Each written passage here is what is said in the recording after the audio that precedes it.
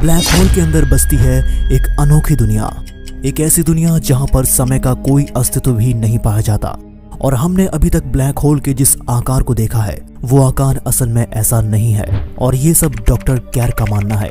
उनके मुताबिक अभी तक हम जिस ब्लैक होल को एक अंत मानते थे, जिसके अंदर गिरने वाली हर एक चीज खत्म हो जाती है, ये कोई अंत नहीं बल्कि एक नए आयाम का अंतरिक्ष है, जहां पर समय नहीं बल्कि उसके अलावा तीनों आयाम एग्जिस्ट करते हैं। और वैज्ञानिक डॉक्टर कैर ये मानते हैं कि ब्लैक होल के अंदर एक नहीं बल्कि दो इवेंट होराइजन मौजूद होते हैं, जिनके बीच में एक रिंग की तरह पोर्टल मौजूद होता है, जिनके अंदर यूनिवर्स और टाइम के अलग अलग हिस्सों में जंप कर सकते हो। तो आज के इस वीडियो में ब्लैक होल के उन रहस्यों के बारे में जानेंगे जिनके बारे में हम अभी तक अनजान थे।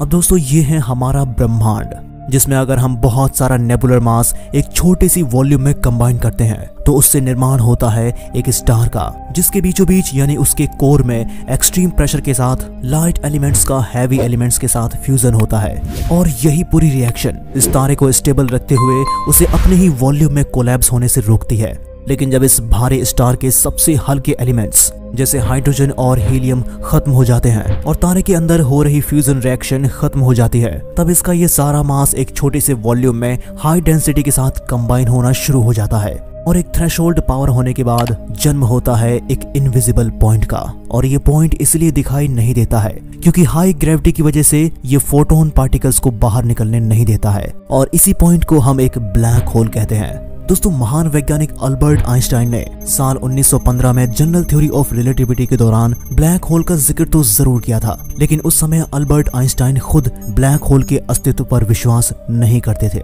लेकिन आइंस्टाइन की डेथ के 50 साल बाद साइंटिस्ट रोजर पेनरोज ने अपनी रोजर थ्योरी में ब्लैक होल के अस्तित्व और उनकी प्रॉपर्टीज के बारे में डिस्क्राइब किया, जिनकी पूरी स्टडी एक सिंगुलैरिटी पॉइंट पर थी, जिसमें मैथमेटिक्स के लॉ भी ब्रेक हो जाते हैं।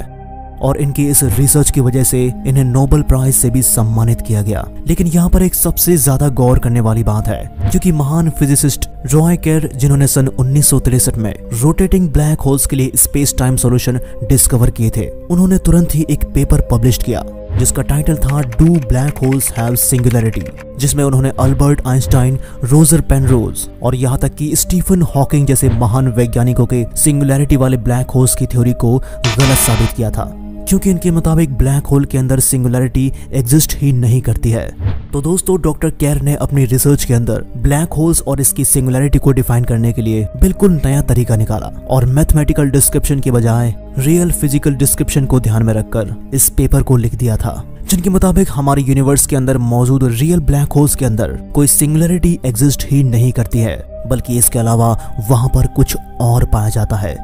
एक ऐसा रास्ता जो यूनिवर्स के दो हिस्सों को आपस में जोड़ता है।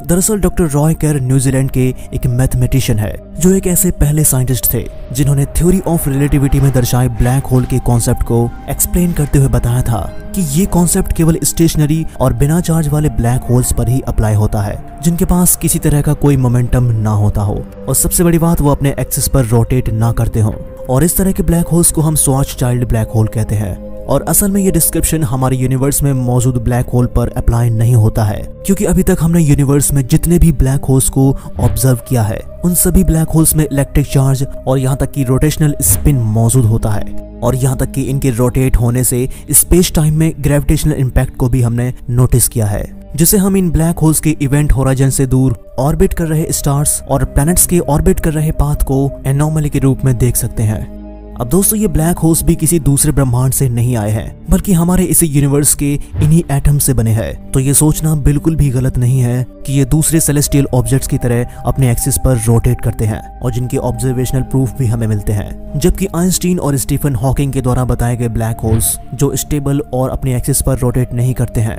और बिना चार्ज वाले ब्लैक होल्स फिजिकल रियलिटी से बिल्कुल भी मैच नहीं करते हैं। तो डॉक्टर केर के मुताबिक एंगुलर मोमेंटम और स्पिन करने वाले black holes general theory of relativity के ब्लैक होल्स से काफी ज्यादा कॉम्प्लेक्स हैं, क्योंकि इस तरह के रोटेटिंग ब्लैक होल्स के बीच में कोई पॉइंट सिंगुलैरिटी नहीं बल्कि एक रिंग लाइक सिंगुलैरिटी मौजूद होती है। और डॉक्टर कैर के मुताबिक इस ब्लैक होल में एक नहीं बल्कि दो इवेंट होराइजन होते हैं, जिनके अंदर और बाहर दो एर्गोस्फीयर नाम के स्पेशल रीजन होते हैं, जो आपको इवेंट होराइजन को पार करने के बावजूद भी ब्लैक होल्स के अंदर रहते हुए फ्रीली 3 डायमेंशन में मूव करने की आजादी देता है। और ये एल्गोस्फेयर रीजन इन ब्लैक होल्स की सबसे खास बात है। तो अल्बर्ट आइंस्टीन के ब्लैक होल में एल्गोस्फेयर जैसे रीजन मौजूद नहीं होते हैं, बल्कि यहाँ पर केवल एक डायमेंशन है जो आपको केवल एक सिंगुलैरिटी की ओर लेकर जाती है। और साल 1970 में स्टीफन हॉकिंग और रोजर पेनरोज ने मिलकर the singularity of gravitational collapse और कॉस्मोलॉजी नाम का एक पेपर पब्लिश किया, जिसमें उन्होंने ब्लैक होल्स और सिंगुलैरिटी के बारे में डिटेल से बात की थी। लेकिन इस थ्योरी में भी इन ब्लैक होल्स को जनरल थ्योरी ऑफ रिलेटिविटी वाला, बिना चार्ज के और बिना रोटेटिंग वाला ब्लैक होल्स ही माना गया, जिसकी सिंगुलैरिटी एक पॉइंट लाइक स्ट्रक्चर है। लेकिन यहाँ पर अब एक ही समस्या है कि आखिर हम किसकी बात माने, महान वैज्ञानिक अल्बर्ट आइंस्टीन और स्टीफन हॉकिंग्स की, जिनकी ज्यादातर रिसर्च मैथमेटिकल इक्वेशन पर बेस्ड है, या फिर रॉय केर जैसे साइंटिस्ट की, जनरल थ्योरी ऑफ रिलेटिविटी के लिए रोटेशनल ब्लैक होल की थ्योरी को डिस्कवर किया है, जिनका black hole model physical reality के काफी ज्यादा करीब है। हालांकि डॉक्टर केर की थ्योरी ज्यादा सच लगती है और ब्लैक होल के मामले में अल्बर्ट आइंस्टीन और स्टीफन हॉकिंग के बजाय डॉक्टर केर ही सबसे ज्यादा एक्यूरेट साबित होते हैं। अगर आपको अभी भी ये सच नहीं लग रहा है तो अब जरा इस बात को समझो। देखिए, सबसे पहले जनरल थ्योरी ऑफ रिलेटिविटी और स्टीफन हॉकिंग्स की थ्योरी में जो सबसे बड़ा फ्लॉ है वो है ब्लैक होल्स के अंदर पॉइंट लाइक सिंगुलैरिटी को प्रमोट करना। लेकिन यहाँ पर ध्यान देने वाली बात यह है, डॉक्टर केर की तरह ही दुनिया के कई वैज्ञानिकों का भी मानना है कि सिंगुलैरिटी वास्तव में मौजूद नहीं होती है, बल्कि ये एक सिर्फ साइंटिफिक टर्म है किसी ऐसे फिनोमेना या ऑब्जेक्ट को डिस्क्राइब करने की जहां पर हमारी करंट थ्योरी फेल कर जाती है। और इसलिए कई बार आपने देखा होगा कि ब्लैक होल के केंद्र बिंदु की तरह ही यूनिवर्स को क्रिएट करने वाले डेंस पॉइंट को भी हम थ्योरी में सिंगुलैरिटी से ही डिनोट करते हैं, क्योंकि इन दोनों ही पॉइंट्स पर हमारे फिजिक्स और मैथमेटिकल थ्योरीज ब्रेक हो जाती हैं और अनरियलिस्टिक एक्सप्लेनेशन देने लगती हैं। यानी कि सिंगुलैरिटी हमारी थ्योरी की लिमिटेशन और एरर्स को डिस्क्राइब करने का एक शब्द है। जैसे अभी तक की फिजिक्स की सबसे बेस्ट थ्योरी ऑफ रिलेटिविटी, ये अभी तक के सबसे एक्यूरेट रिजल्ट प्रोवाइड करती है, खासकर ग्रेविटी और स्पेस टाइम से जुड़े एस्ट्रोनॉमिकल ऑब्जेक्ट्स के लिए वो भी यहाँ पर फेल हो जाते हैं। और यहाँ तक कि अगर हम ब्लैक होल्स को एक एटॉमिक ऑब्जेक्ट भी मानते हैं तब भी यहाँ पर क्वांटम फील्ड थ्योरी इन पर फेल हो जाती है, क्योंकि क्वांटम फील्ड थ्योरी ग्रेविटी को एक्सप्लेन नहीं कर पाती है, जो कि इन ब्लैक होल्स की सबसे बड़ी खासियत होती है। और दूसरी बात, ब्लैक होल्स को नॉन रोटेशनल मानना स्टीफन हॉकिंग्स और अल्बर्ट आइंस्टीन की थ्योरी की ब्लैक होल्स को लेकर दूसरी सबसे बड़ी मिस्टेक है, क्योंकि अभी तक के हमारे सभी ऑब्जर्वेशंस में मिले ब्लैक होल के पास खुद का रोटेशनल स्पीड होता ही है, बिल्कुल यूनिवर्स के दूसरे ऑब्जेक्ट्स की तरह, और ये डॉक्टर केर की डिस्क्रिप्शन से ज्यादा मेल खाती है। और तीसरी बात, यहाँ पर डॉक्टर केर ने अपनी थ्योरी में एक और चीज को डिस्क्राइब किया है कि इन घूमते हुए ब्लैक होल्स के चारों ओर एक परफेक्ट सर्कुलर ऑर्बिट करना इम्पॉसिबल है। और आपको जानकर हैरानी होगी कि ऑब्जर्वेशनल डेटा डॉक्टर केर की थ्योरी से काफी ज्यादा मैच खाती है। अब दोस्तों, अल्बर्ट आइंस्टीन और स्टीफन हॉकिंग्स के मुताबिक ये ब्लैक होल्स काफी शांत स्वभाव के और एक वैक्यूम क्लीनर की तरह काम करते हैं, डेंसली पैक्ड और एक फनल क्रिएट करते हुए एक सिंगुलैरिटी पर जाकर मिल जाता है। लेकिन दोस्तों, केर के ब्लैक होल्स अपनी एक्सेस रोटेशनल के कारण अपनी हाई ग्रेविटी के चलते पूरे स्पेस टाइम को ही ट्रैक करते हैं, जिसके चारों ओर उनके स्पेस टाइम में भी काफी ज्यादा हलचल रहती है। और यहाँ पर किसी भी ऑब्जेक्ट का एक परफेक्ट सर्कुलर ऑर्बिट पॉसिबल नहीं है, जो कि हमें यूनिवर्स में मौजूद ब्लैक होल्स को ऑब्जर्वेशन करने पर दिखता है, क्योंकि इनके अराउंड ऑर्बिट करने वाला ऑब्जेक्ट भी एक सर्कुलर ऑर्बिट में ना होने के कारण लगातार आपस में टकराते रहते हैं और प्लाज्मा की एक डिस्क फॉर्म कर लेते हैं। और जो ब्लैक होल के सबसे करीब की इकलौती लाइट होती है जो उनकी ग्रेविटी पुल को एस्केप कर पाती है, और इसे हम अपने रेडियो टेलीस्कोप से भी कैप्चर कर पाते हैं। अब चलिए दोस्तों, हम जानते हैं कि क्या हम केर ब्लैक होल से टाइम ट्रैवल कर सकते हैं। अब अगर हम अल्बर्ट आइंस्टीन और स्टीफन हॉकिंग वाले ब्लैक होल्स के अंदर पॉइंट सिंगुलैरिटी के अंदर गिर जाते हैं तो इवेंट होराइजन को पार करने के बाद आपका यहाँ से वापस आना पॉसिबल ही नहीं है,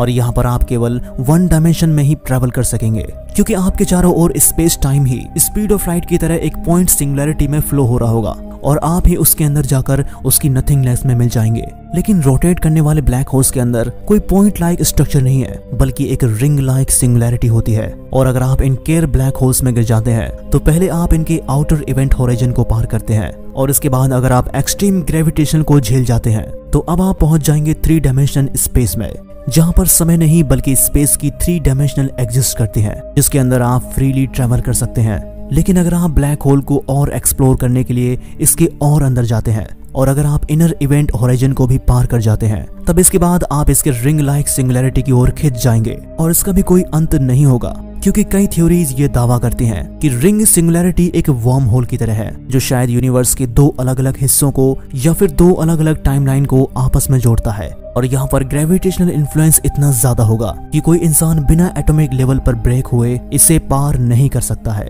लेकिन दोस्तों, आपको क्या लगता है, अल्बर्ट आइंस्टीन और स्टीफन हॉकिंग्स के ब्लैक होल सही है या फिर डॉक्टर कैर के ब्लैक होल सही है? आप अपनी राय कमेंट में जरूर बताएं और ब्रह्मांड के ऐसे ही रहस्यमय वीडियोस को देखने के लिए हमारे चैनल कीमती स्पेस को सब्सक्राइब करें। मिलते हैं अगली वीडियो के